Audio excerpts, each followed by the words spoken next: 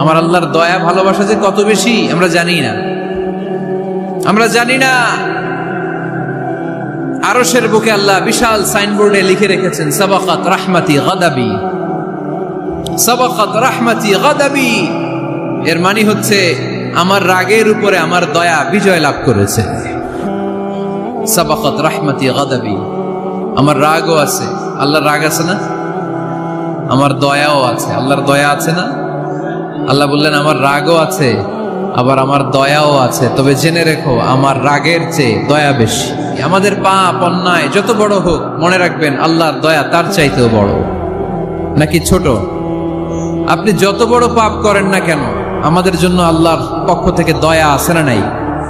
বনি ইসরাইলের এক লোক সিরিয়াল কিলার ছিল, খালি মার্ডার করতো, সিরিয়াল মার্ডার, একটা দুইটা তিনটা 10টা 5টা করতে করতে করতে করতে 99টা মার্ডার করেছে। কয়টা? 99টা মার্ডার। কল্পনা করা যায়? 99 জন মানুষকে সে নিজ হাতে হত্যা করেছে। 99 মার্ডার করার পরে তার মনে ভয় আসলো, হায় রে, না জানি আল্লাহ আমার সাথে কেমন আচরণ করে আখিরাতে, আমার তাওবা আছে কিনা কপালে জানি না, আমার তো ক্ষমা নাই, কি করবো আমি? তো সে লোকজনদেরকে জিজ্ঞেস করলো আমার ক্ষমা আছে কিনা, এটা কে বলতে পারবে, আমাকে আল্লাহ মাফ করবে কিনা? তারা সবাই বললো এই এলাকায় এক আল্লাহর ওলি আছে, তার কাছে যাও। সে আল্লাহর ওলির কাছে যেয়ে বলে, ও আল্লাহর ওলি, আমি 99টা হত্যা করেছি, 99টা মার্ডার, আমার কপালে ক্ষমা আছে কিনা তুমি একটু বলো। আল্লাহর ওলি কই, কি বললা? 99টা মার্ডার? আয় হায় সর্বনাশ, তোর কোনো ক্ষমা নাই। এবার যে মার্ডার করছো কয় আমার যেহেতু ক্ষমা নাই, তোরে বাঁচায় রেখে লাভ কি, তোরেও দিলাম শেষ করে। এবার সেঞ্চুরি করে ফেলাইছে। কথা বুঝতেছেন? আমার যেহেতু ক্ষমা নাই তো তোরে বাঁচায় রেখে কি লাভ, তোরেও শেষ করে দিলাম। এবার সেঞ্চুরি। সেঞ্চুরি করার পরেও ভয় আসে না নাই অন্তরে? অন্তরে তো আল্লাহর ভয়, কই যাবে? খুঁজতে লাগলো কে সমাধান দিতে পারবে। একজন বলল ওই এলাকায় একজন বড় আলেম আছে, ওই আলেমের কাছে যা। সে আলেমের কাছে যেয়ে বলে, আলেম, আমি 99টা হত্যা করেছি, এখন আমার বড্ড ভয় হয়, আল্লাহ আমারে মাফ করবে কিনা, তুমি একটু আমারে বলো। আলেম বলে, তোমার গুনাহ যত বড়ই হোক আমার আল্লাহর দয়া তার চাইতেও বড়। তুমি কি পাপ করেছো, কি অন্যায় করেছো? তুমি জানো না আমার রব কত মেহেরবান, তিনি কত দয়ালু, তিনি ভালোবাসার আধার, তিনি করুণার আধার। তোমার পাপ অন্যায় যদি হয় খালের পানির সমান, বিলের পানির সমান, আমার আল্লাহর দয়া সাগরের পানির সমান। তোমার পাপ আর অন্যায় যদি হয় পাহাড়ের সমান, আমার আল্লাহর ভালোবাসার দয়া হচ্ছে আকাশের সমান। তুমি যদি তওবার মতো তওবা করতে পারো, ক্ষমার মতো ক্ষমা চাইতে পারো, চোখের পানি ছেড়ে, চোখের পানির বড় দাম, চোখের পানির মধ্যে বিশাল কারিশমা, এটা আল্লাহ খুব পছন্দ করে। 2 ফোঁটা পানি আল্লাহ পছন্দ করে। এক, জেহাদের ময়দানে শহীদের গা বেয়ে ঝরে পড়া রক্তের ফোঁটা। 2 হচ্ছে অনুতপ্ত বান্দার চোখের পানির ফোঁটা। বান্দা যখন অনুতপ্ত হয়ে চোখের পানি ছেড়ে কাঁদে, তার চোখের পানি চোখ বেয়ে নাকের ডগা বেয়ে মাটিতে পড়ার আগেই ওই অনুতপ্ত বান্দার সব গুনাহ আল্লাহ মাফ করে দেয়। সে জিজ্ঞেস করলো আমার ক্ষমা আছে কিনা? আলেম বলে আছে, ক্ষমা আছে। তওবার মতো তওবা কর, তাওবাতান নাসুহা, তওবার মতো তওবা করলে আল্লাহ ঠিকই মাফ করবে। সে এতটাই অনুতপ্ত হলো, এতটাই, সে আল্লাহর কাছে ক্ষমা চাইতে শুরু করলো। আলেম পরামর্শ দিল, তুমি যে এলাকায় থাকো এলাকাটা ভালো না, এলাকাটা ছাড়ো, এখানে সব ডাকাতদের এলাকা, তুমি একটা ভালো এলাকায় যাও, ওখানে যে তওবা করে ভালো মানুষ হয়ে যাও। সে নিয়ত করে কাপড় চোপড় গুছিয়ে ভালো এলাকায় যাবে। ঘর থেকে বেরোয়ার সাথে সাথেই মালাকুল মাউত চলে আসছে, তার রুহু কবজ করে ফেলছে। এখন রুহুকে নিয়ে যাবে। ফাজাআত মালাইকাতুর রাহমা ওয়া মালাইকাতুল আযাব, রহমতের ফেরেশতারাও আসছে, আযাবের ফেরেশতারাও আসছে। রহমতের ফেরেশতারা বলে না না, সে তওবার নিয়ত করেছে, যদিও তওবা করতে পারে নাই, যদিও ভালো এলাকায় যেতে পারে নাই, তওবার নিয়ত করেছে, অনুতপ্ত হয়েছে, ক্ষমা চাওয়ার চিন্তা করেছে, আমরা তার রূহ নিয়ে ইল্লিনে রেখে দেব। আযাবের ফেরেশতারা বলে না না, 99টা হত্যা করার পরে আরো একটা হত্যা করে সেঞ্চুরি করেছে, এখনো তো ভালোভাবে তওবা করতে পারে নাই, তার রুহুটা নিয়ে আমরা সিজ্জিনের ভেতরে ঢুকায় দেব। দুই দল ফেরেশতার মারামারি, এ বলে আমরা নিব, এ বলে আমরা নিব। ঝগড়া আছে না নাই? আল্লাহ বললেন রাখো রাখো, ঝগড়ার দরকার নেই। এক কাজ করো, যেখানে মারা গিয়েছে ওইখান থেকে ফিতা দিয়ে মাপতে শুরু করো। ভালো এলাকাটা যদি কাছে হয় জান্নাতের ফেরেশতারা নেবে, খারাপ এলাকা যদি কাছে হয় জাহান্নামের ফেরেশতারা নেবে। খারাপ এলাকা তো একেবারেই কাছে, ঘর থেকে বের হওয়ার সাথে সাথে মৃত্যু হয়েছে। আর ভালো এলাকা তো অনেক দূর। আল্লাহ জামিনটারে আদেশ দিলেন, জামিন এই অনুতপ্ত বান্দার জন্য তুই ভালো এলাকাটা কাছে চলে আয়। ভালো এলাকাটার জামিনটা তুই সংকুচিত হয়ে যা। যদিও ঘর থেকে বের হয়েছে একেবারে কাছে, খারাপ এলাকা হাজার হাজার মাইল দূরে চলে যা। ফিতা দিয়ে মাপ দিয়ে দেখে সর্বনাশ, ভালো এলাকাটা তো একেবারেই কাছে, খারাপ এলাকাটা অনেক দূরে। আল্লাহর ফয়সালা অনুযায়ী রহমতের ফেরেশতারা তার রূহকে নিয়ে জান্নাতের ভেতরে ঢুকিয়ে দিয়েছে। 99টা হত্যা করার পরে আরো একটা হত্যা করে সেঞ্চুরি, 100টা খুন করছে। আপনি কয়টা করছেন? আমি কয়টা করছি? তো 100টা খুন করে যদি ও মাফ পেতে পারে আমার আল্লাহর কাছ থেকে, আমরা কি ক্ষমা পেতে পারি না? ওর পাপের কাছে আমাদের পাপ কি? কয় ওয়াক্ত নামাজ ছাড়ছেন আপনি? কয়টা মিথ্যা কথা বলছেন? কতবার ঘুষ খাইছেন? কত টাকা সুদে লাগাইছেন? কত অন্যায় করছেন? কত জুলুম করেছেন? মনে রাখবেন, আপনার পাপ, আপনার অন্যায়, আপনার জুলুম যত বড় হোক না কেন, আমার আল্লাহর দয়া তার চাইতেও বড়। এজন্য আল্লাহ নিজের পরিচয় দিয়ে বললেন, আর রহমানু আল্লামাল কুরআন খালাকাল ইনসান আল্লামাহুল বায়ান। আমি রহমান, আমি দয়ার সাগর। তাহলে বুঝতে পারলাম আমার আল্লাহর দয়ার কোনো শেষ আছে? 100 টুকরা করে 99 টুকরা দয়া ভালোবাসা আল্লাহ তাআলা নিজের কাছে রেখে দিলেন, আর 1 টুকরা দয়া আর ভালোবাসা আল্লাহ তাআলা গোটা বিশ্বের সবার মাঝে ভাগ করে দিলেন। আমরা সবাই মিলে পাইছি কয় টুকরা ভালোবাসা? উনি রেখে দিয়েছেন কয় টুকরা? ওই 1 টুকরার কিছু অংশ আমিও তো পাইছি, তাই না? আপনি পেয়েছেন, আমরা সবাই পেয়েছি, গোটা বিশ্বের সবাই। আদম আলাইহিস সালাম থেকে শুরু করে কিয়ামত পর্যন্ত যারা আসবে, এসেছিল এবং এখন আছে, সবাই মিলে কয় টুকরা? ওনার কাছে কয় টুকরা? কিন্তু এই 1 টুকরা যে আমরা সবাই ভাগে যোগে পাইলাম, আমাদের ভালোবাসার নমুনা দেখছেন? একজন আর একজনের ভালোবেসে বলে আত্মহত্যা করে ফেলে, আছে না নাই? আছে না? সালমান শাহ মারা গেছে, এই দেশের কয়েকটা মেয়ে গলায় রশি দিয়ে আত্মহত্যা করছে, শুনছেন? অমুক সেলিব্রিটির কি হয়েছে, ছাদ থেকে লাফ দিয়ে পরে মাথা ফাটায় ফেলছে। ভালোবাসা আছে না নাই? যারে ভালোবাসে তার নাম আবার ছেলেরা হাতের মধ্যে কেটে কেটে লেখে, প্লাস দিয়ে লেখে, প্লাস। ধরেন আব্দুল্লাহ প্লাস শামিমা, তো এ প্লাস এস, রক্ত দিয়ে লেখে, রক্ত। আমি অবাক হই, নিডেল সুই দিয়ে কেটে কেটে লেখে আব্দুল্লাহর এ প্লাস শামিমার এস। কি ভালোবাসা! 1 ভাগ ভালোবাসার ছিটে ফোটা সবাই মিলে পাইছে। এইটা ঠেলা যদি এরকম হয়, তাহলে যিনি 99 ভাগ ভালোবাসা রেখে দিয়েছে তার ভালোবাসা বেশি না কম? দেখেন, ছোট্ট বাচ্চাটা রাতে খেতে চায় না, মা যদি বলে খাও, বলে না, খাবো না। আব্বু অফিস থেকে আসুক, আব্বুর কোলে বসে বসে আব্বু আর আমি একসাথে খাবো। এই ছোট্ট বাচ্চাটা কিছু বোঝে না, কিন্তু তারপরও তার বাবার জন্য ভালোবাসা তার হৃদয়ে ঢুকাই দিছে কে? আপনাদের এলাকায় মুরগি পালেন না আপনারা? মুরগি যখন বাচ্চা নিয়ে হাঁটে, দেখবেন মুরগি ছানা ধরা যায় না। ধরতে গেলে মা মুরগিটা কি করে? কামড় দিতে আসে। এই ছোট্ট বাচ্চাগুলোর জন্য মা মুরগিটার হৃদয়ের ভিতরে ভালোবাসা ঢুকাই দিল কে?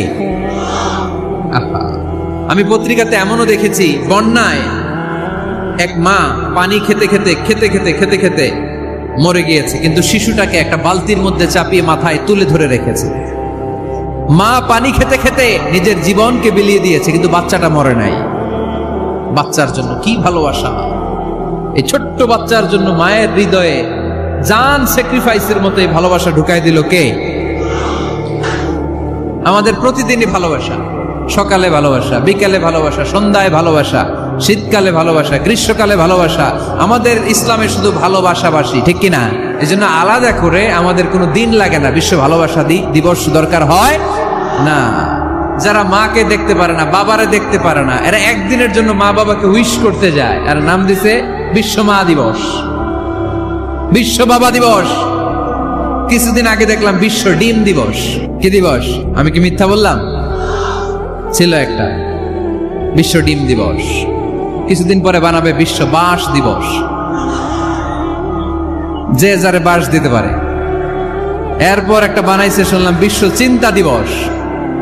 তো এটা কি দিবস? কয় এদিন আমরা সবাই মিলে চিন্তা করি যে আসলে আমাদের কি চিন্তা করা দরকার, আছে না নাই? তো এই যে ওরা বিশ্ব মা দিবস, international mother day, international father day, মা দিবস বাবা দিবস বছরে একবার ওল্ড হোমে রেখে আসে, বৃদ্ধাশ্রমে। যেহেতু সারা বছর বৃদ্ধাশ্রমে, বছরে একদিনও যদি মারে স্মরণ না করি কেমন হয়? তো একদিন ওই মা দিবসে মারে একটা কার্ড দিয়ে উইশ করে আসে, কিছু টাকা দিয়ে আসে। ওদের তো মা বাবার প্রতি দয়া নাই, শ্রদ্ধা নাই, ভালোবাসা নাই, এজন্য ঘটা করে ওদের দিবস পালন করা লাগে। আমাদের 24 ঘন্টা 365 দিনই ভালোবাসা, তাই এই দিবস ফিবসের আমাদের দরকার নাই। চিল্লায় বলেন ঠিক কিনা? জন্মের পর থেকেই তো আমাদের ভালোবাসা, মৃত্যু পর্যন্ত ভালোবাসা, আমৃত্যু ভালোবাসা। এই জন্য বিশ্ব ভালোবাসা দিবস, এটা ইসলাম কখনো সাপোর্ট করে না। ভালোবাসার কেন্দ্রবিন্দু একজন, চিল্লায় বলতে হবে তিনি কে? দেখেন, এক টুকরা ঠেলায় বিশ্ব ভালোবাসা দিবস আমরা পালন করি। ভালোবাসার গান, ভালোবাসার নাটক, ভালোবাসার ফিল্ম, ভালোবাসার কবিতা, অভাব নাই। কত ভালোবাসার স্টোরি আপনারা জানেন, এত ভালোবাসা। কিন্তু সবাই মিলে ভালোবাসার এক অংশ আমরা ভাগে যোগে পেয়েছি। এক অংশের নমুনা যদি এমন হয়, 99 টুকরা ভালোবাসা যিনি রেখে দিয়েছেন নিজের মধ্যে, তার ভালোবাসা বেশি না কম? এজন্য আমরা আল্লাহর ভালোবাসার ভিখারি, আমরা আল্লাহ তাআলার রহমতের ভিখারি। আল্লাহর রহমত ছাড়া কেউ কোনোদিন জান্নাতে যেতে পারবে? কোনোদিন নিজের আমল নিয়ে বড়াই করবেন না। আপনারা কি ভাবেন যে আপনার আমল দিয়ে আপনি জান্নাতে যাবেন? আল্লাহর হাবিব বললেন, আল্লাহর রহমত ছাড়া, ভালোবাসা ছাড়া কেউ কোনোদিন জান্নাতে ঢুকতে পারবে? আম্মা জান আয়েশা বললেন, ইয়া রাসূলুল্লাহ, আপনিও না? আল্লাহর হাবিব বললেন, না, আমিও না, তবে আল্লাহর রহমত তার দয়া সেদিন আমাকে ঘিরে রাখবে। মান নুকিশা উযিবা, যার হিসাব আল্লাহ সেদিন চাইবেন সে ধরা খেয়ে যাবে। সব সময় আল্লাহর কাছে এই দোয়াটা যেন আমরা করি, আল্লাহ কিয়ামতের দিন তুমি আমার হিসাব নিও না, আল্লাহ তুমি আমার বিচার বসিও না, আল্লাহ তুমি দয়া করে আমারে মাফ করে দিও। আল্লাহ যার বিচার করবেন ও জাহান্নামে যাবে, আর যার বিচার করবেন না সে জান্নাতে যাবে। আল্লাহ যদি বিচার করে আর পাই টু পাই হিসাব নেয়, নামাজ পড়লি না কেন, রোজা রাখলি না কেন, মিথ্যা বললি কেন, খাদ্যে ভেজাল দিলি কেন, মাছে ফরমালিন দিলি কেন, যৌতুক খাইলি কেন, ঘুষ খাইলি কেন, উল্টাপাল্টা করলি কেন, জিনা করলি কেন, একটার পর একটা প্রশ্ন বানে যদি সেই ভয়ঙ্কর দিনে আল্লাহ আমাদেরকে জর্জরিত করে, আমাদের কোনো উত্তর আছে? সেদিন আমাদের বাঁচার কোনো উপায় আছে? তাই আমরা সবাই আল্লাহর কাছে দোয়া করবো, আল্লাহ কোনো বিচার টিচার মানি না, কোনো বিচার করতে পারবো না, দয়া করবা। রোজ হাসরে হে আল্লাহ আমার করোনা বিচার, আল্লাহ করোনা বিচার, পড়েন আমিন। রোজ হাসরে হে আল্লাহ আমার করোনা বিচার, আল্লাহ করোনা বিচার।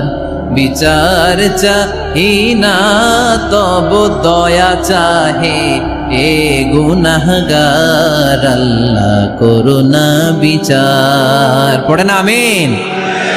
তিনি যদি দয়া করেন তবেই আমরা জান্নাত যেতে পারবো, ঠিক কিনা? এজন্য আল্লাহ বললেন, আর রহমান আল্লামাল কুরআন খালাকাল ইনসান আল্লামাহুল বায়ান। আমি হলাম রহমান। কাফেররা বলে রহমানকে জানি না, রহমানকে চিনি না। আল্লাহ বলে রহমান রে চিনে না, আমার নাম রহমান, আমি দয়ালু, আমি মেহেরবান, ঠিক কিনা? এজন্য প্রতিদিন সূরা ফাতিহায় দ্বিতীয় আয়াতটা আমরা কি পড়ি? আর রহমান আর রাহিম, ঠিক কিনা? তিনি দয়ার সাগর, তিনি মায়ার সাগর। আমরা বললাম, আল্লাহ ঠিক আছে, আমরা বুঝেছি আপনি দয়ার সাগর, আর আপনি কি করেন? দ্বিতীয় আয়াতে আল্লাহ বললেন, আল্লামাল কোরআন, আমি কোরআন শিক্ষা দেই। শুধু দয়ার সাগর হয়ে আমি আল্লাহ বসে থাকি নাই, তোমাদের হেদায়েতের জন্য আমি কোরআন নাজিল করে দিয়েছি। আল্লামাল কোরআন, আমি কোরআন শিক্ষা দেই। আমাদেরকে কোরআন শিখিয়েছে কে? বিশ্বনবীকে কোরআন শিখিয়েছে কে? আল্লাহ। এজন্য দুনিয়াতেও যারা কোরআন শিখায় তাদের মর্যাদা বাড়ায় দেয় কে? বাংলার জমিনে যারা কোরআন শরীফ শিখায় এদের মর্যাদা সবচেয়ে কম। এদের বেতন সবচেয়ে কম, এরা সমাজে সবচেয়ে বেশি অবহেলিত, ঠিক কি না? আল্লাহর কাছে এরা সবচেয়ে বেশি সম্মানিত। আল্লাহর হাবিব বললেন, খায়রুকুম মান তাআল্লামাল কুরআন ওয়া আল্লামাহু, তোমাদের মধ্যে আল্লাহ তাআলার কাছে সবচাইতে প্রিয় শ্রেষ্ঠ ওই মানুষটা যে নিজে কোরআন পড়ে আবার অন্যরে পড়ায় দেয়। সুবহানাল্লাহ পড়েন। আপনি যদি কাউরে শুধু সূরা ফাতিহাটা শিখান, কোন সূরা? সূরা ফাতিহাটা যদি শিখায় দেন, সে যতদিন সূরা ফাতিহা তেলাওয়াত করবে ওই তার তেলাওয়াতের একটা পার্সেন্টেজ সওয়াব আপনার আমলনামায় আছে না নাই? সে যদি আবার আরেকজনের শিখায়, ওই লোক যদি আবার আরেকজনের শিখায় দেয়, এরকম যতজনকে তারা শিখাবে প্রত্যেকের তেলাওয়াতের একটা পার্সেন্টেজ সওয়াব আপনার আমলনামায় ঢুকায় দিবে কে? এজন্য কোরআন নিজেও শিখবো, অন্যকেও শেখাবো। রাজি আছেন তো? না খেয়ে না পড়ে অল্পতে তুষ্ট থেকে যারা শুকরিয়া করে এরা আমাদের আইম্মাতুল মাসাজিদ, মসজিদের ইমামরা, মসজিদের মুয়াজ্জিনরা। এক একটা মসজিদের মুয়াজ্জিনের গলা হবে এরকম বিশাল উঁচু। কিয়ামতের ময়দানে সবাই আমরা এর দিকে তাকায় থাকবো, কিরে ভাই তোর গলা উঁচু কেন? সে বলবে, আমার এই গলা দিয়ে প্রতিদিন 5 বার আমি আজান দিয়েছি। কিয়ামতের ময়দানে ঠিকই সম্মানিত, দুনিয়ায় আমরা চিনলাম না ওনাদেরকে।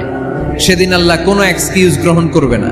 সব পারো, হিন্দি তো ঠিকই কইতে পারো, হিন্দিতে কথা কইতে পারে না ছেলেপেলেরা? হিন্দি সিনেমা এমন দেখা দেখে হিন্দিতে কথা কইতে পারে, তো হিন্দি ভাষা বুঝতে পারলে, শিখতে পারলে আরবি পারলা না কেন? কোন এক্সকিউজ, ওজর, আপত্তি সেদিন আল্লাহ গ্রহণ করবে? আসুন আমরা কোরআন পড়ি, প্রতিদিন একটা আয়াত হলেও কমপক্ষে আমরা যেন কোরআনের অর্থ পড়ি, বঙ্গানুবাদ পড়ি। রাজি আছেন তো? তো এই যে স্মার্টফোন আসছে স্মার্ট বানাইতে, যেই ফোনের মধ্যে কোরআন নাই সে আনস্মার্ট, ঠিক কিনা? যার মোবাইলের ভেতরে কোরআনের অ্যাপস আছে, ডাউনলোড করে অ্যাপস রেখেছে, সেই হচ্ছে আসল smart. He is the real hero, he is the real smart. এজন্য মোবাইলের অ্যাপসের ভেতরে কোরআন ঢুকাইতে হবে। এত সহজ হওয়ার পরেও আল্লাহ কি বললেন আমরা যদি না শিখি, না জানি, আল্লাহ কি ক্ষমা করবে?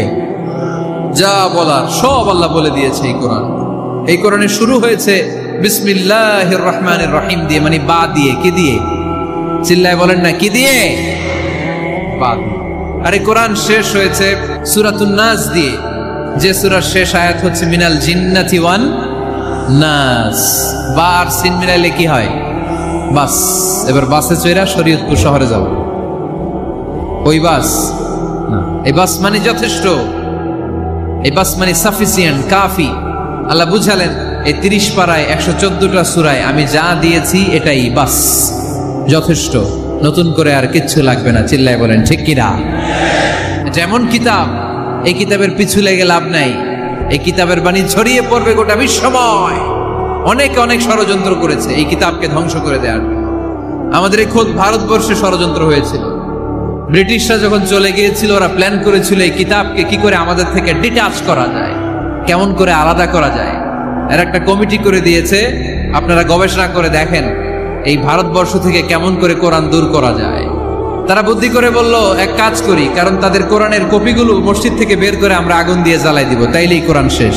পরে দেখলো না, রিসার্চে গন্ডগোল আছে, অ্যানালাইসিস ভুল। আবার নতুন কমিটি পাঠালো তারা ইংল্যান্ড থেকে, 33 সদস্য বিশিষ্ট কমিটি। তারা এসে গবেষণা করে দেখলো না, এই কোরআন আগুনে জ্বালাই দিলে কোরআন দূর হবে না। কারণ আমরা ভারতবর্ষের হেফজখানাগুলোতে যে দেখেছি, ছোট্ট বাচ্চারা মাথা দুলিয়ে দুলিয়ে কোরআন পড়ে। কোরআন তারা শুধু কাগজেই লিখে রাখে না, সিনার ভিতরে গেঁথে রাখে। ওই কোরআন মুসলমানদেরকে শিখিয়েছে কে? সে আল্লাহ বললেন, আর রহমানু আল্লামাল কুরআন খালাকাল ইনসান আল্লামাহুল বায়ান।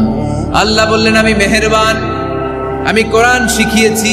আমরা বললাম আল্লাহ আর আপনি কি করেন? আল্লাহ বলেন খালাকাল ইনসান, আমি মানুষ বানিয়েছি। সুবহানাল্লাহ পড়েন। আমাদেরকে তৈরি করেছে কে? জোরে বলতে হবে কে? মানব সৃষ্টির 3টা পদ্ধতি কোরআনে পাওয়া যায়। পদ্ধতি নাম্বার 1, বাবাও নাই মাও নাই। এই পদ্ধতিতে আল্লাহ কাকে বানাইছে বলেন? আদম আর হাওয়া আলাইহিস সালাম, এদের বাবা মা ছিল। 2 নম্বর পদ্ধতি হচ্ছে মা আছে কিন্তু বাবা নাই। এই পদ্ধতিতে আল্লাহ কাকে বানালেন? কি নাম? ঈসা আলাইহিস সালাম। 3 নম্বর পদ্ধতি হচ্ছে মাও আছে বাবাও আছে। এই পদ্ধতিতে আল্লাহ কাদেরকে বানিয়েছেন? আমাদেরকে বানিয়েছেন। তাহলে পদ্ধতি কয়টা? তিনটা। আদম আলাইহিস সালামকে বানানোর পদ্ধতিও তিনটা। প্রথমে আল্লাহ তিন লাজিব এঁটেল মাটি নিলেন, তারপর নিলেন হামাইম মাসনুন কাদামাটি, তারপরে এটারে বানালেন ঠনঠনে শুকনো মাটি। সাইয়েদনা আদম আলাইহিস সালামের অবয়ব তৈরি করলেন 60 হাত লম্বা করে। সাইয়েদনা আদম আলাইহিস সালামকে যখন আল্লাহ বানিয়েছেন কয় হাত লম্বা? সহিহ বুখারীর বর্ণনা, লাম্মা খালাকাল্লাহু আদামা ওয়া কানা তুলুহু 60 যিরাআন। আল্লাহ তাআলা যখন আদম আলাইহিস সালামকে বানালেন 60 হাত বা 60 গজ লম্বা করে বানালেন। আপনারাও যারা জান্নাতে যাবেন 60 হাত লম্বা হয়ে জান্নাতে ঢুকবেন। কয় হাত লম্বা? সুবহানাল্লাহ পড়বেন না? আদম আলাইহিস সালামকে বানালেন। আবার মায়ের পেটে যে আমরা বড় হলাম, এখানেও আমাদের তিনটা ক্যাটাগরি, তিনটা ধাপে তিনি আমাদেরকে বানালেন। মায়ের পেটে 9 মাস কি করছিলেন মনে আছে আপনাদের? শরীয়তপুরের ভাইরা মনে নেই কেন? হ্যাঁ, আমাদের কারোরই মনে নেই, ঠিক কিনা? এই 6 মাস 8 মাস কই যে ছিলাম, কোথায় ছিলাম আমরা মনে করতে পারি না। স্মৃতির পাতা হাতড়িয়ে যত পিছনে যাই আর বলতে থাকি। মনে আছে ছোটবেলার কথা? মনে নাই। আমরা সবাই কিন্তু এত বড় ছিলাম না ভাই, ছোট্ট ছিলাম, ছোট্ট। মায়ের জরায়ুর দেয়ালের মধ্যে লেপ্টে ছিলাম নুতফা, আলাকা, মুদগা, sperm drop, blood clot and the little flesh. ছোট্ট নাপাক পানি ছিলাম। ওইটারে আল্লাহ বড় করতে আরম্ভ করলেন। বড় করতে করতে রক্তপিণ্ড বানালেন। রক্তপিণ্ড থেকে আল্লাহ গোশতপিণ্ড বানালেন। আমরা প্রত্যেকে এরকম একটা গোশতের টুকরা ছিলাম। এটার ভিতরে আল্লাহ কঙ্কাল ঢুকালেন, আমার স্কেলিটন, আমার কঙ্কালটা, আমার অবয়বটা ঢুকালেন। তারপরে আবার গোশত দিয়ে প্যাকেট করলেন, তার উপরে আবার চামড়ার প্যাকেট পড়ায় দিলেন। পড়েন সুবহানাল্লাহ। এরপরে 9 মাস পরে এই পৃথিবীর বুকে স্মুথলি আমাকে আসার সুযোগ দিলেন কে? একথাই আল্লাহ সূরা আল মুমিনুনে বললেন, ওয়ালাকাদ খালাকনাল ইনসানা মিন সুলালাতিন মিন তিন সুম্মা জাআলনাহু নুতফাতান ফি ক্বারারিন মাকিন ثم خلقنا النطفة علقة فخلقنا العلقة مضغة فخلقنا المضغة عظاما فكسونا العظام لحما ثم أنشأناه خلقا آخر فتبارك الله أحسن الخالقين। পড়েন আল্লাহু আকবার। দেখেন দুনিয়ার কেউ কিন্তু আমার খোঁজ নিতে পারে নাই, ভিতরে যে পারছে ওই গোপন জায়গায় একজন আমার রিজিক দিত। তিনি কে? আমার নাভির সাথে আমার মায়ের জরায়ুর একটা কানেকশন ছিল। ওই একটা লাইন দিয়ে আমাদের সবাইকে আল্লাহ খাবারের ব্যবস্থা করেছেন, পানির ব্যবস্থা করেছেন, বাতাসের ব্যবস্থা করেছেন। দুনিয়ায় আসার সাথে সাথে দুনিয়ার মানুষরা ওই খাবারের লাইনটা কেটে দেয়, ঠিক কিনা? দেখবেন সিজার করার পরে বাচ্চাদেরকে বের করে কেচি দিয়ে যারা সিজার করে ডাক্তাররা কি করে? কেটে দেয়। বাচ্চার পা ধরে মাথাটা নিচু করে নিতম্বের মধ্যে থাপ্পড় মারে কয়েকটা, তারপরে বাচ্চা ওয়া ওয়া করে কেঁদে ওঠে, ঠিক কিনা? আমরা আমাদের কানে শুনি ওয়া ওয়া, আসলে সে আল্লাহর কাছে কেঁদে কেঁদে ফরিয়াদ জানায়, বলে আল্লাহ 9 মাস 10 মাস মায়ের পেটের ভেতরে ছিলাম, কেউ তো খোঁজ খবর নিল না। তুমিই তো আমার এই নাভির সাথে মায়ের জরায়ুর একটা লাইন দিয়ে ওই এক লাইনে খাবার, এক লাইনে পানি, এক লাইনে বাতাস ঢুকিয়েছ। 9টা মাস এই খাবারের লাইন আমার ঠিকঠাক ছিল, আমার টেনশন ছিল না। দুনিয়ার বুকে আসার সাথে সাথেই, এদের সাথে আমার কি শত্রুতা আমি জানি না, আসার সাথে সাথে আমার খাবারের লাইনটা কেটে দিস। আল্লাহ একটা মাত্র খাবারের লাইন ছিল, মানুষগুলো কেটে দিল। আমি এখন কি খাবো? আমি এখন যাব কই? আল্লাহ বলে কাঁদিস না, 8 মাস যেমনি খাওয়াইছি এখনো খাওয়াবো। সুবহানাল্লাহ পড়েন। খাবারের একটা লাইন ছিল, কেটে দিয়েছে। ওই একটার বিপরীতে তোর মায়ের বুকের ভেতরে এখন খাবারের 2টা লাইনের ব্যবস্থা করে দিলাম। খালাকাল ইনসান, তিনি মানুষ বানিয়েছেন, মানুষের যা দরকার তার ব্যবস্থাও করে দিয়েছেন। চিল্লায় বলেন ঠিক কিনা? এজন্য আল্লাহ বললেন আর রহমানু আল্লামাল কুরআন খালাকাল ইনসানা আল্লামাহুল বায়ান। আমি মেহেরবান, আমি তোমাদের কোরআন শিখিয়েছি, আমি মানুষ তৈরি করেছি, আমি তোমাদেরকে ভাষা শিক্ষা দিয়েছি। সুবহানাল্লাহ পড়েন।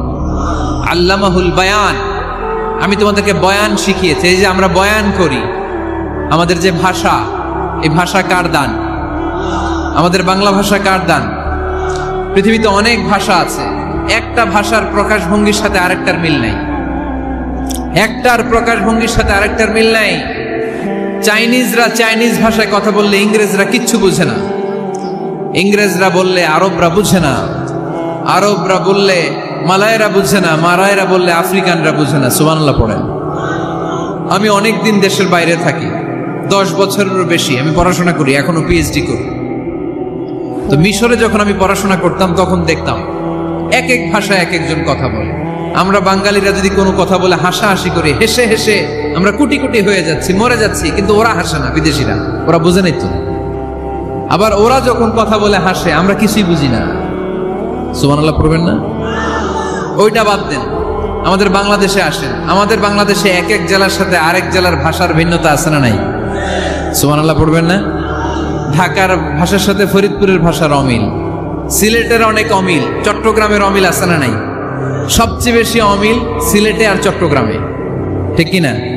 ওনাদের ভাষাগুলো এমন, শুনলে বুঝার উপায় নেই যেটা বাংলা ভাষা না অন্য ভাষা, কিন্তু প্রত্যেক আঞ্চলিকতায় একটা মাধুর্যতা আছে না নাই?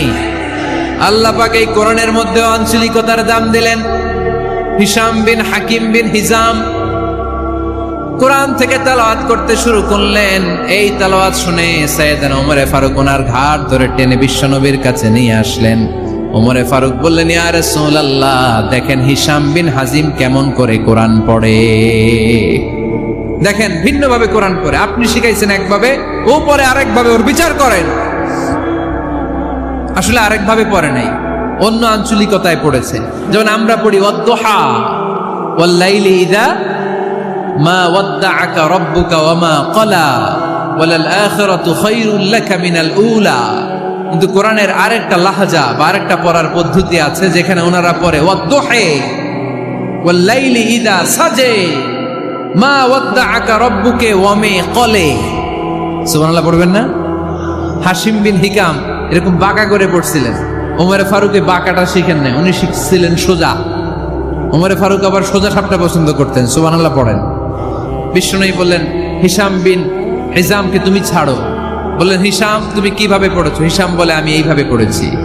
বিশ্বনবী বললেন, হাকাযা উনজিলাত, এভাবেও নাজিল হয়েছে, সমস্যা নাই। ওমর তুমি কিভাবে পড়েছো? ওমর বললেন, আমি তো এইভাবে শিখেছি। বিশ্বনবী বললেন, এভাবেও নাজিল হয়েছে, সমস্যা নাই। উনজিলাল কুরআনু আলা সাবআতি আহরুফ ফাকরাউ মা তায়াসসারা মিনহু। আরবি ভাষা একটা, কিন্তু এর মধ্যে আঞ্চলিকতা আছে 7টা। এই 7টা আঞ্চলিকতা দিয়ে কোরআন নাজিল করেছে কে? এজন্য আঞ্চলিকতার মর্যাদা আল্লাহ কোরআনেও দিলেন।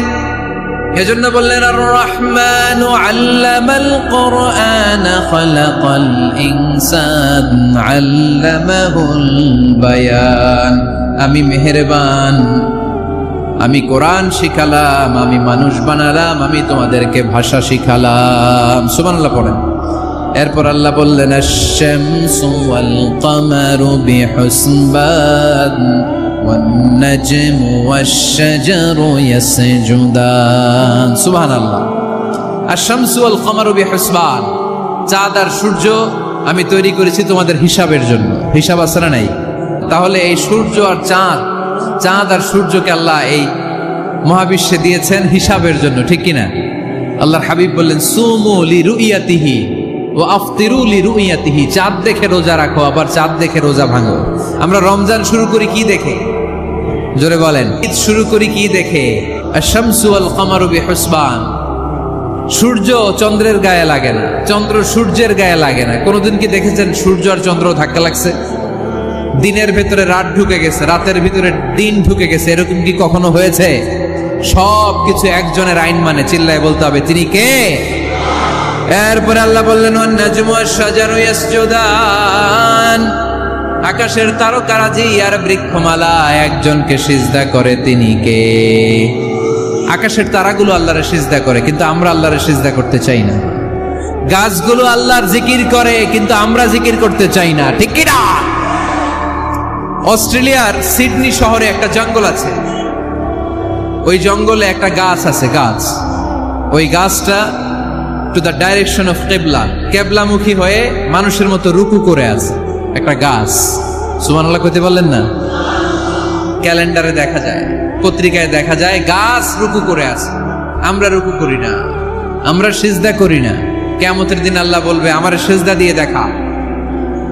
আপনারা যারা নামাজ পড়েছেন, সিজদা দিয়েছেন, তারা আল্লাহু আকবার বলে সিজদায় লুটিয়ে পড়বেন। আর যারা নামাজ পড়ে নাই, তারা শত চেষ্টা করেও তাদের পিঠকে বাঁকা করতে পারবে না। এজন্য 5 ওয়াক্ত সালাত জামাতের সাথে পড়ার দরকার আছে না নাই? যে সব সময় আমরা ভরসা রাখবো একজনের উপর, তিনি কে?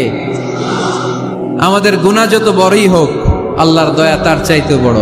সূরা আর রহমানের শিক্ষা হচ্ছে আমাদের পাপ, অন্যায়, গুনাহ যত বড় হোক না কেন, আল্লাহর দয়া তার চাইতেও বড়।